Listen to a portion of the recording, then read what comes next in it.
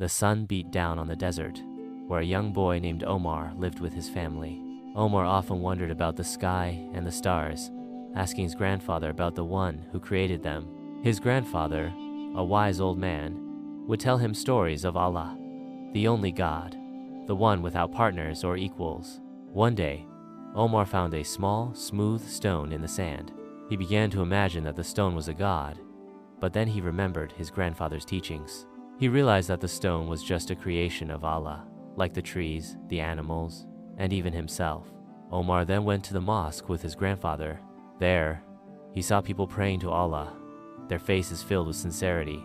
Omar felt a strong connection to the one God, the creator of all things. He understood that true worship was meant for Allah alone, and that Allah is the most merciful and compassionate.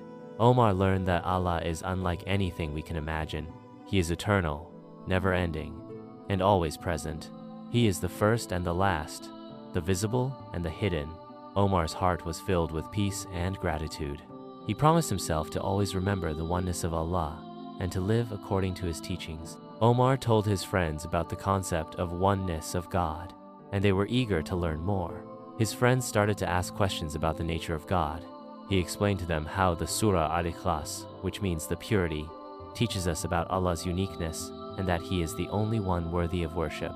Omar and his friends spent the rest of the day reflecting on the greatness of Allah. They understood that this concept of oneness of God is the most beautiful message of the Quran. Omar continued to grow in his faith, always remembering the lessons he learned that day. He dedicated his life to the worship of Allah alone. He felt grateful for the guidance and the light that the oneness of God had brought into his life. He knew that this understanding would guide his actions and shape his future. With this understanding, Omar found peace and purpose in his life.